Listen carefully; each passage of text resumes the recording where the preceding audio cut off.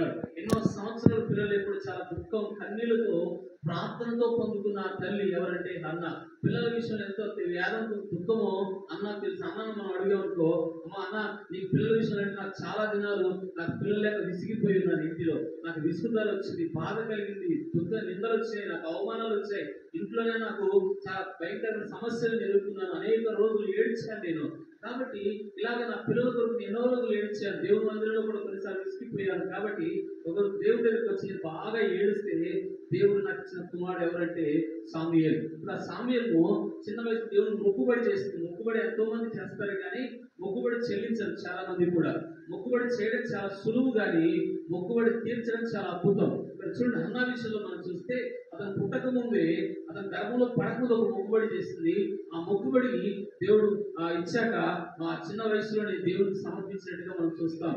మనం ఏదైతే మొక్కుబడి చేసినా ఏది చేసినా దేవునికి చెల్లించే వారమై ఉండాలి అని దేవుని యొక్క వాక్యం సెలవిస్తుంది. రెండోది మనం చూస్తే అన్న దగ్గర మనం ఏం నేర్చుకుంటాము అంటే ఆ దేవునికి ఆరాధించడం నేర్పించింది. చిన్న వయసు నుండి యెహోవాకు మొక్కడం నేర్పింది. కారణం ఏంటంటే మన పిల్లలకి చిన్న వయసులో నుండి దేవుని ఆరాధింప చేయడం నేర్పాలి, పాటలు నేర్పాలి, ఆరాధన నేర్పాలి, అలాగే ప్రార్థన నేర్పాలి. చిన్న వయసు నుండి అన్న దేవుని యొక్క చాలా భయభక్తులుగా పెంచడం వల్ల ఇతను దేశానికి గొప్ప సేవకుడు అయ్యాడు. ఎంత గొప్ప సేవకుడు అయ్యాడంటే మోషే ఎంత పెద్ద సేవకుడు అయ్యాడో ఆ దినాల్లో సామ్యూయేలు కూడా అంత పెద్ద సేవకుడు అయ్యాడు. అంత మంచి ప్రార్థన పరుడు అయ్యాడు, అంత భక్తి కలిగిన వాడు అయ్యాడు. దేశానికి ఆ రోజుల్లో రాజులు లేదు, రాజు స్థానం ఆయన చేశాడు, యాజకత్వం చేశాడు, అలాగే న్యాయాధిపతిగా చేశాడు, అలాగే ప్రవక్తగా అలాగే ఉన్నాడు. ఇలాగ 4-5 పోస్టులు ఎవరికి ఉన్నాయంటే సామ్యూయేలుకు. కారణం ఎవరంటే తల్లి చిన్న వయసు నుండి దేవునికి దగ్గరగా నేర్పింది, దేవుడితో సహవాసం నేర్పింది, దేవుడితో ఆరాధించడం నేర్పింది. కారణం ఎవరంటే అన్న నేర్పిన విధానమే. ఒకరోజు ఒక తల్లి ఆమెకి 7-9 మంది కొడుకులు ఇచ్చారు. దేవుడు కొడుకులు ఇస్తే కొడుకులందరినీ నేను ఈ సేవకి అప్పచెప్తాను ప్రభు అని దేవుని మందిరంలో చెప్పింది. అలాగా ఒక్కొక్కరిని మనుషులు భక్షించే వారి ఎందుకు కొడుకులు సేవకు సమర్పించేసింది. అలాగే ఒక్కొక్క కొడుకు పోవడం సేవ వెళ్ళడం, అక్కడ మనుషులు చంపేయడం స్థలంలో వెళ్తా ఉండేది. మనుషులు తినే స్థలం అది, మనుషులు నరభక్షులు అనమాట. అలాంటి ప్లేస్ వెళ్తున్న పిల్లలందరూ ఒకరికొకరు అందరినీ సమర్పిస్తూ వచ్చింది.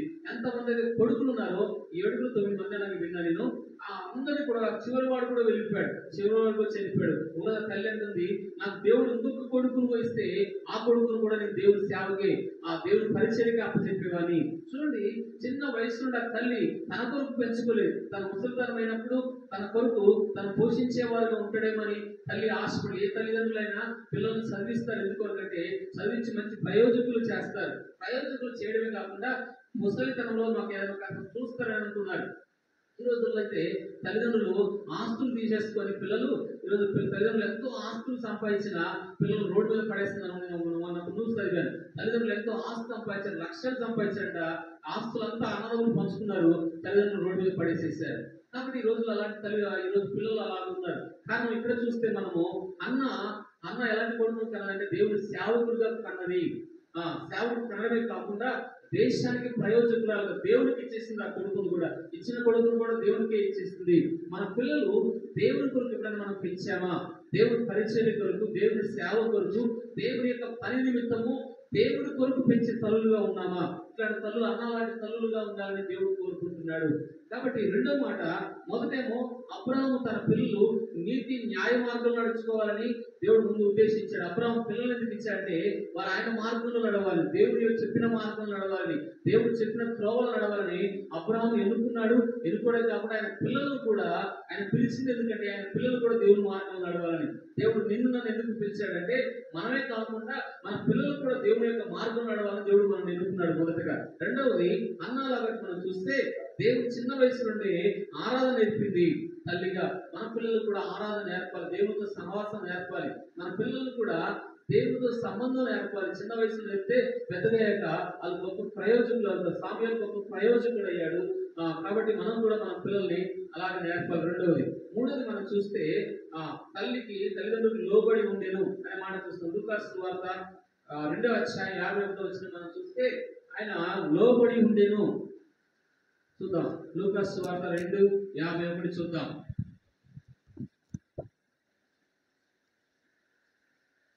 అంతటా ఆయన వారితో కూడా బయలుదేరి నజరేతునకు వచ్చి వారికి లోబడి ఉండెను.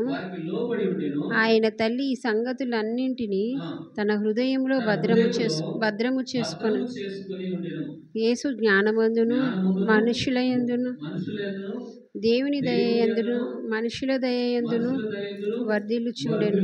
ఇక్కడ మనం చూస్తే మనం ఆరాధిస్తున్న ప్రభువైన యేసుక్రీస్తు వారు పరలోక మహిమను వదులుకొని దేవునితో సమానుడై వదులుకొని సృష్టికర్త ఉండి ఆయన భూమి మీదకి వచ్చినప్పుడు 12 సంవత్సరాల వయసులోనే తండ్రి యొక్క పనుల మీద దేవాలయంలో ఉన్నాడు. అక్కడ తల్లి వెతుకుతాయా ఎక్కడన్నా ఉన్నాడంటే నా తండ్రి పనుల మీద ఉన్నాను అంటాడు. చిన్న వయసులోనే ఆయన తండ్రి పని చేసినట్టుగా దేవుని యొక్క లేఖనం సెలవిస్తుంది. చిన్న వయసులో ఆశ్చర్యపడినట్టుగా చెప్తా ఉంది. ఆశ్చర్య చివరికి వచ్చేటనే ఆయన తల్లిదండ్రులకు లోబడి ఉండేను. బైబిల్ చెప్తుంది, కొత్తగా మనకు అంతా చెప్తుంది, యేసు ప్రభు పెద్దయ్యాక ఆయన సృష్టి ఆయనకు లోబడింది, ఆ సముద్రం ఆయనకు లోబడింది, దయ్యాలు ఆయనకు లోబడ్డాయి, చచ్చిన శవాలు కూడా లాజరు బయటికి రామంటే శవము కూడా 4 రోజులు వాసన శరీరం కూడా ఆయన మాటకు లోబడుతూ వచ్చింది. సృష్టికర్త అయింది సమస్తము మనుషులు దయ్యాలు రోగాలు అన్ని కూడా ఆయనకు లోబడి ఉన్నట్టుగా లేఖనాలు సరే సృష్టికర్త అయింది. మానవుడిగా లోకానికి వచ్చినప్పుడు తల్లిదండ్రులు ఎవరంటే వాళ్ళ వడ్డానికి వాళ్ళ మాట మనం చూపిస్తుంది. మార్కు సువార్త 6:3 మనం చూస్తే ఆయన తండ్రి ఎవరంటే వడ్రంగి. ఆయన చిన్న వయసులోనే తల్లిదండ్రులు నేర్పించిన పని అంటే వడ్ల పని నేర్పించాడు నాన్నగారు. చూద్దాం 2 మార్కు సువార్త 6:3 ఊరోళ్ళు చెప్తారు. చూద్దాం. ఇతడు మరియ కుమారుడు కాడా?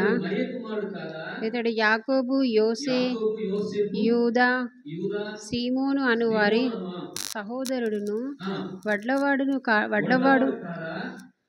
ఇతని సోదరిమణులందరూ వడ్రంగి వడ్ల పని చేసే వ్యక్తి. అతని ఊరు వారు అంటున్నారు, నజరేతు ఊరు వారందరూ అంటున్నారు, ఈయన వడ్లవాడు కాదా, ఇతను వీళ్ళ అమ్మ మరియమ్మ కాదా, ఇతని సహోదరులు మనతో ఉన్నవారు కాదా. కాబట్టి ఇక్కడ మనం నేర్చుకోవాల్సిన మాట ఏంటంటే ఆయన వడ్ల పని చిన్న వయసులో నుండి వడ్ల పని నేర్చుకున్నట్టుగా తండ్రి నేర్పించినట్టుగా లేఖనాలు కనబడతలేవు. కానీ వాస్తవాన్ని చూస్తే ఆయన వడ్ల పని చేశాడు. తండ్రి ఏ పని అయితే చేశాడో ఆ పని ఆయన తండ్రి ఏం చెప్తే లోబడుతూ తల్లిదండ్రులు లోబడి ఉండేని వాక్యం చెప్తుంది. కాబట్టి చిన్న వయసులో నుండి తండ్రి ఏది చెప్తాడో అది ఆ పని చేసినట్టుగా లేఖనాలు చెప్తున్నాయి. ఇక్కడ మనం చూస్తే ఆయన ఎవరు అంటే ఆయన సృష్టికర్త, భూమిని ఆకాశాన్ని కలగజేస్తున్నాడు. ఈరోజు మానవుడు భూమికి వచ్చినప్పుడు ఆయన తల్లిదండ్రులు కూడా ఆయన లోబడి ఉండినని వాక్యం చెప్తా ఉంది. కాబట్టి మన పిల్లలు కూడా దేవుడు దయందును మనుషుల దయను వేసే ఎలాగ ఎదిగాడో మన పిల్లలు కూడా అలాగే ఎదగాలి. అయితే తల్లిదండ్రులు లోబడే జీవితం బైబిల్లో మనం చూస్తే ఎవరి తల్లిదండ్రులు లోబడి ఉన్నారో ఆ పిల్లలు గొప్ప ఆశీర్వాదంగా ఉన్నారు. తండ్రి చెప్పిన మాట తల్లి చెప్పిన మాట విన్నారో వారు చాలా ఆశీర్వాదంగా ఉంటారు. బైబిల్లో ఇస్సాకు ఆ తండ్రి చనిపోయా కూడా ఆ తండ్రిని బట్టి ఇస్సాకును ఎంతో దేవుడు ఆశీర్వదించాడు. కారణం ఏంటంటే చిన్న వయసు నుండి ఇస్సాకు దేవుడికి లోబడిన వాడు. అలాగే మనం చూస్తే యోసేపు కూడా తన అన్నలు శత్రువులు అయినప్పటికీ అన్నలు పగవారైనప్పటికీ అయ్యా మీ అన్నలు ఆ పొలంలో గొర్రెలు వేస్తున్నారు కాబట్టి ఆ దగ్గర పోయి చూసి రామంటే వెళ్ళినప్పుడు తల్లిదండ్రులు మాట విని తండ్రి మాట విని వెళ్తాడు. అంటే యోసేపు కూడా తండ్రి యొక్క మాట విన్నవాడే, తండ్రి మాటకు లోబడిన వాడే. అలాగా యోసేపు అంతలో తండ్రికి లోబడ్డాడు కాబట్టి చిన్న వయసు నుండి అతను దేశానికి ప్రధాని అయ్యుతాడు. కాబట్టి పిల్లలు తల్లిదండ్రులకు ఎప్పుడైతే లోబడి ఉంటారో వాళ్ళ ఆశీర్వాదానికి వారసులు అవుతారు. ఈరోజు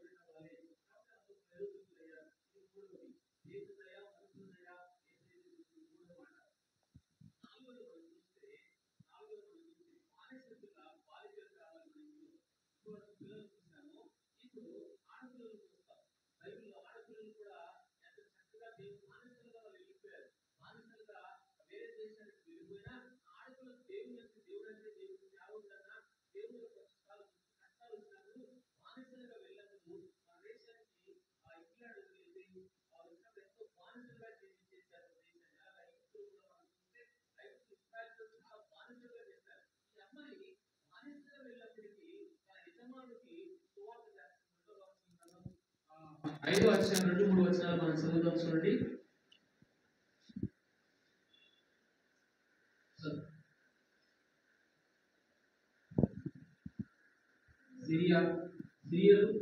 సిరియనులు గుంపు బయలుదేరి ఇశ్రాయేలు దేశం మీదకి పోయి ఉండి వారు ఒక చిన్నదాన్ని చెరగొని తేగ అది నయమానుకు భారీ పరిచయం చేయించుండేను. ఇక్కడ మనం చూస్తే ఆ సిరియలు ఇశ్రాయేలు దేశం గుంపులుగా వచ్చినప్పుడు ఆ గుంపులో ఈ బాలిక చెరగా వెళ్ళిపోయింది. అంటే చెరలోకి వెళ్ళిపోయింది.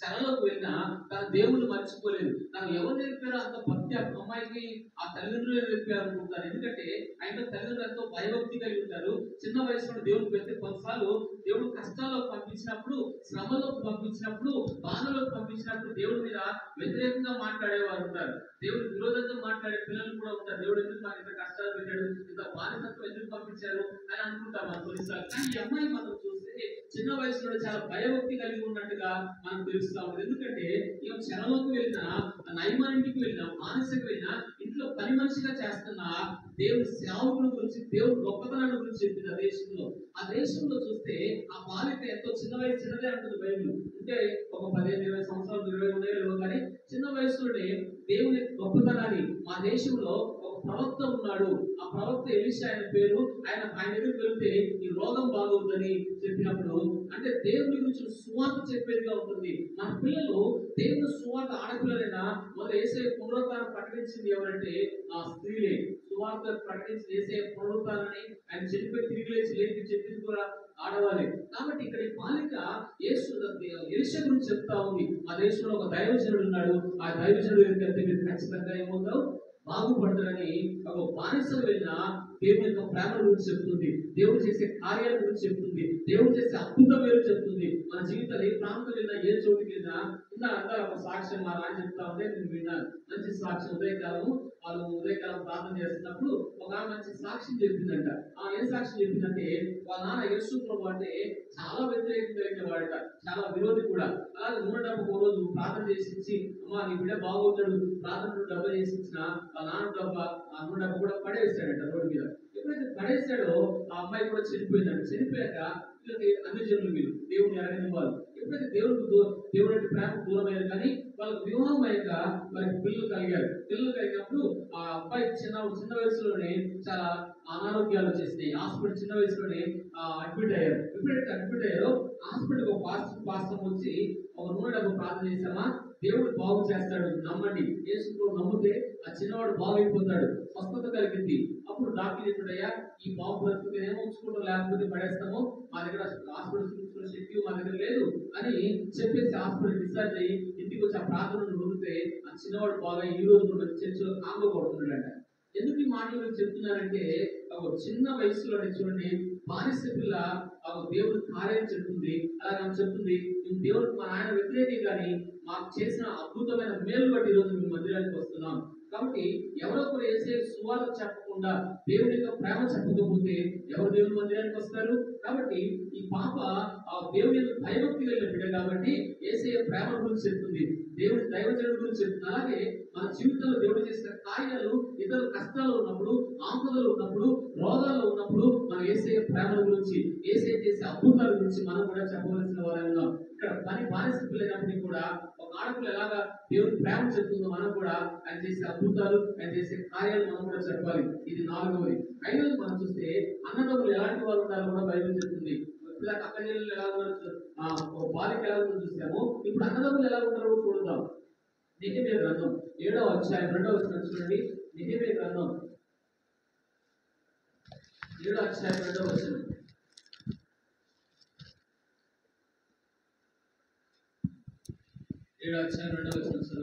నా సహోదరుడైన హనానికిని కోటకు అధిపతి అయిన హనన్యాకును యెరూషలేము పైన అధికారము ఇచ్చితిని. హనన్యా నమ్మకమైన మనుష్యుడు, అందరికంటే ఎక్కువగా దేవుని ఎదుట భయభక్తులు గలవాడు. సహోదరులు ఎలా ఉండాలో, అన్నదమ్ములు ఎలా ఉండాలో ఇప్పటివరకు పనులు చూసాము. అలాగే పిల్లలు లోబడే విధంగా చూసాము. అలాగే ఆడపిల్ల ఎలాగ యేసయ్య ప్రేమ చెప్తుందో చూసాము. అలాగే 5వ చూస్తే అన్నదమ్ములు ఎలా ఉండాలో నెహెమీయా అంటున్నాడు, నా సౌలు దేవుని భయభక్తి కలిగినవాడు, నా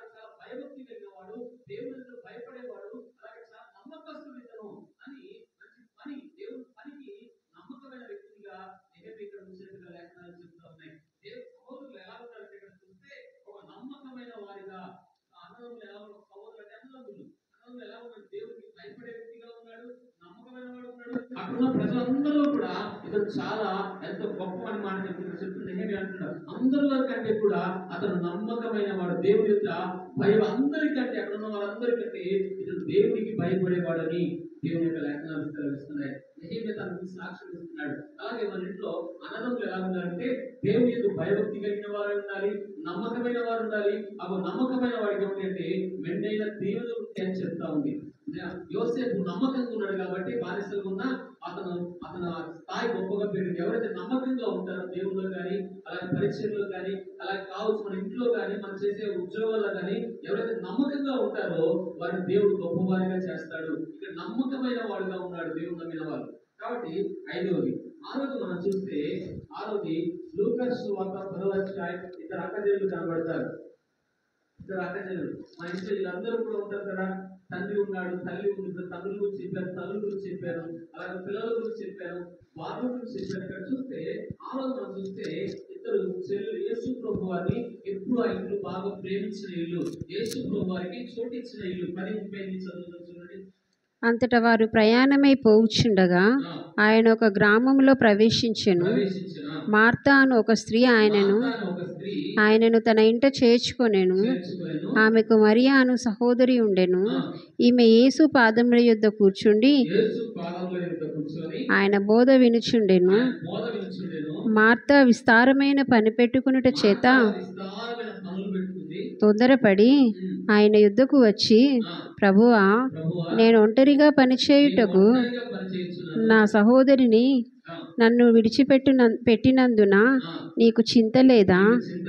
నాకు సహాయం చేయమని ఆమెతో చెప్పుమనెను. మార్తా మరియు ఇద్దరు కూడా ఉన్నారు.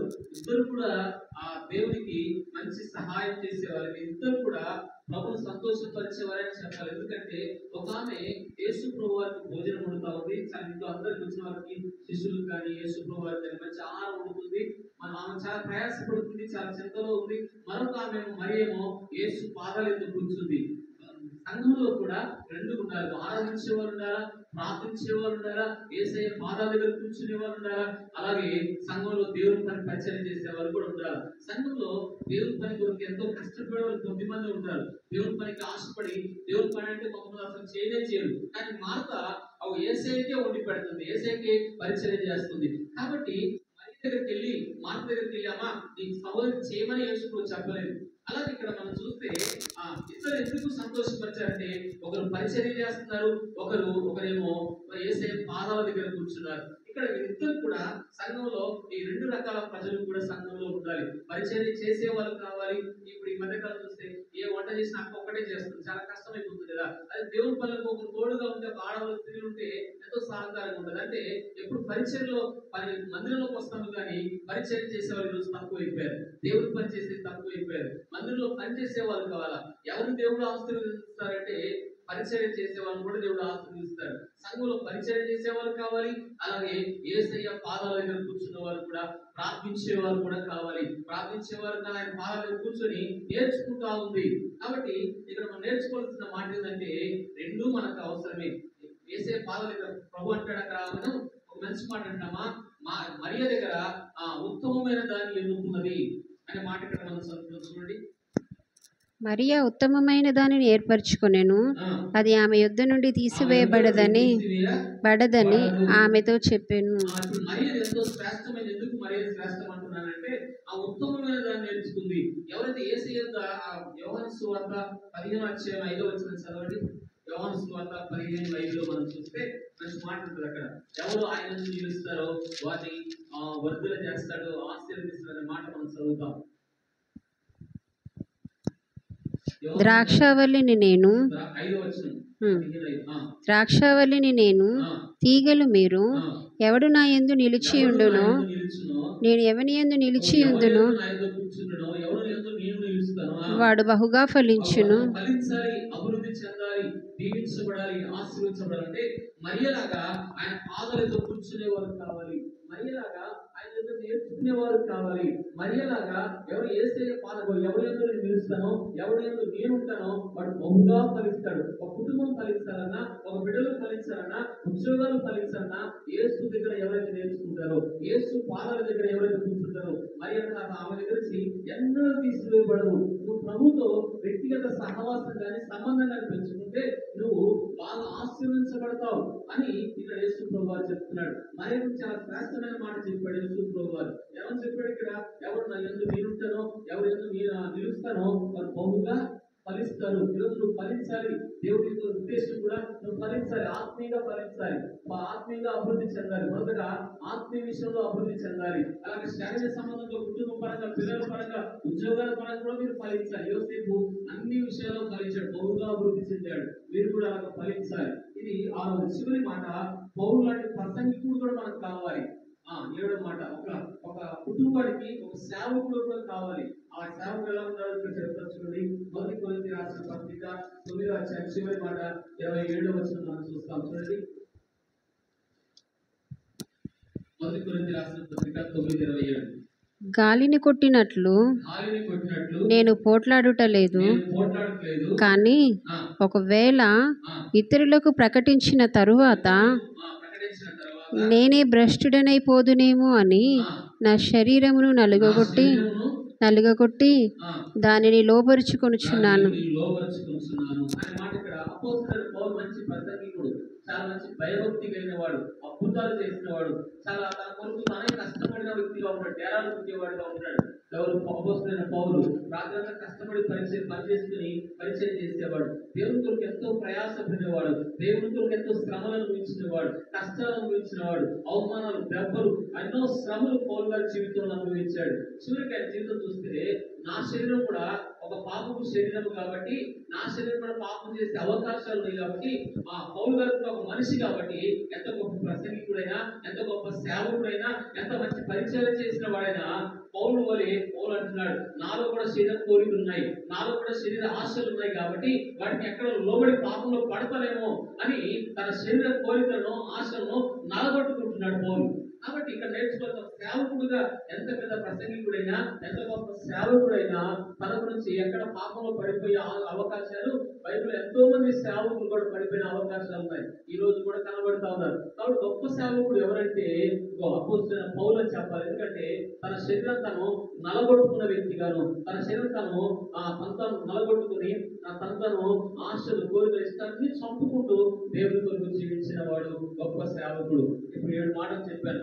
మొదటిది మనం ఏం చేయాలంటే, తల్లిదండ్రులు చూడండి, దేవుని యందు నీతి న్యాయములుగా నడిపించేవారు, మన పిల్లలకు నీతి న్యాయాలు బోధించేవారుగా ఉండాలి. అందుకే అబ్రాహాము సంతానము అంతగా వారికి తెలియదు. ఈరోజు అబ్రాహాము సంతానం యూదులు చుట్టూ ఎన్ని దేశాలు వచ్చినా ఆ దేశం మీద ఇప్పుడు కూడా ఓడిపోతుంది. కారణం ఏంటంటే అబ్రాహాము దేవుని యందు భయభక్తి కలిగిన వాడు కాబట్టి ఆయన పిల్లలు కూడా దేవుని మార్గాలు బోధించాడు, దేవుని త్రోవలు చెప్పాడు, దేవుని న్యాయాన్ని చెప్పాడు. కాబట్టి అబ్రాహాము ఈ రోజు కూడా ధర్మశాస్త్రాన్ని పిల్లలు ఉంటున్నారు. కాబట్టి ఆయన ఆజ్ఞలు, ఆయన కట్టడాలు మనం నడుచుకున్న వారమైతే మనం అన్ని విషయాల్లో కూడా జయాలు పొందుకుంటాం. ఇది అబ్రాహాము దేవుని న్యాయ విధులుగా నేర్చుకున్న వాడుగా పిల్లలకు చిన్న వయసు నుంచి యూదులు ఈ రోజు కూడా నేర్పుతారు. మన పిల్లలు కూడా మనం నేర్పాలి, భయభక్తులు, ఆయన మార్గాలు బోధించాలి. మొదటిది.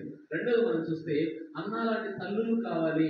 అన్న ఎంత గొప్ప తల్లి అని చెప్పాలంటే, ప్రార్థన చేసిన తల్లి, ప్రార్థన ద్వారా పొందుకున్న కుమారుని దేవుని సేవగా మొక్కుబడి చెల్లించింది. మనం ఏదైనా మొక్కుబడి చేస్తే అది ఖచ్చితంగా మొక్కుబడి చేయడం గొప్పతనం కాదు, ఎవరైనా చేస్తారు. కానీ మొక్కుబడి తీర్చేవారు ఏ మొక్కుబడి చేసినా, ఈ మధ్యలో మా గ్రేస్ పిల్లలకి దేవా నాకు మొక్కుబడి చేసిన పాస్టర్ల మీటింగ్ పెట్టాను, మొక్కుబడి చేసిన వెంటనే చాలా ఖర్చు 25,000 అయింది. మన ఈ మధ్య కాలంలో 25,000 అప్పు చేసిన, కొంత అప్పు చేసైనా నేను ఆ మొక్కుబడి తీర్చుకున్నాను. ఎందుకు ఈ మాట చెప్తున్నంటే, మొక్కుబడి చేస్తే ఖచ్చితంగా దేవుని తీర్చాలి. మీ సేవకుడైన నేనైనా మా గ్రేస్ విషయంలో దేవుడు చాలా మేలు చేశాడు. మొక్కుబడి చేసిన గొప్పతనం కాదు, కానీ ఆ మొక్కుబడి నేను తీర్చాను మనం ఈ మధ్య కాలంలో. కాబట్టి నువ్వైనా నేనైనా మొక్కుబడి చేస్తే ఖచ్చితంగా ప్రభుకి అది చెల్లించవలసిన వారమై ఉన్నాం. మూడోది మనం చూస్తే తల్లిదండ్రులు ఆ చిన్న వయసు నుండి తల్లిదండ్రులు యేసుప్రభు సృష్టికర్త అయి ఉండి భూమిని ఆకాశాన్ని కలిగి ఆయన సృష్టి అనే మాటలు పడింది.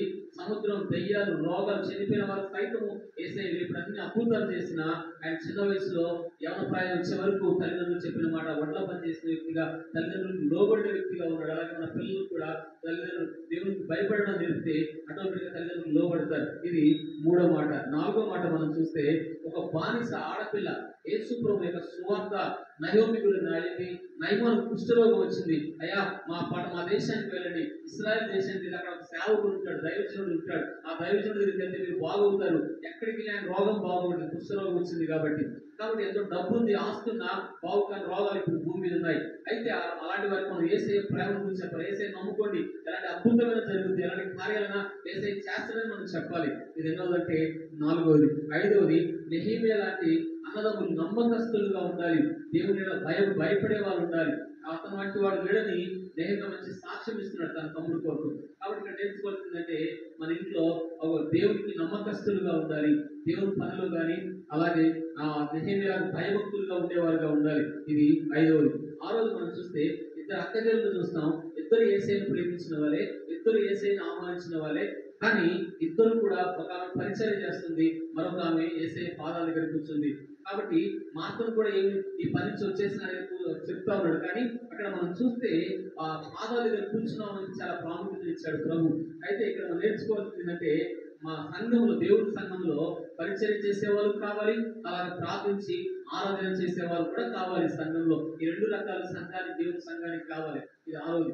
ఏడవది, పౌలు లాంటి ప్రసంగికులు కావాలి. మంచి బోధ చేసే వాళ్ళకంటే కూడా పౌలు గారు తను నలగొట్టుకున్నాడు. ఎక్కడ నేను భ్రష్టుని అయిపోతాను, ఎక్కడ నేను పాపం చేస్తాను అనుకున్నాడు. కాబట్టి ఇలాంటి సేవకులు మనకు కావాలి. దేవుడి కొద్ది మాటలు దీవించును గాక. ప్రార్థన చేసుకుందాం. మమ్మల్ని ఎంతగానో ప్రేమిస్తున్నాం మా ప్రియ పరలోకపు తండ్రి, పరిశుద్ధుడైన దేవ, ఇంతపడిన వాక్యం ప్రజల హృదయాలు నాటి ఫలింపు దయచేసి మహిమ, ఘనత, ప్రభావాలు చెల్లిస్తూ ఇంట్లో చూస్తున్న వారికి కూడా హృదయాలు దర్శించమని యేసు నామములో అడుగుతున్నాను తండ్రి.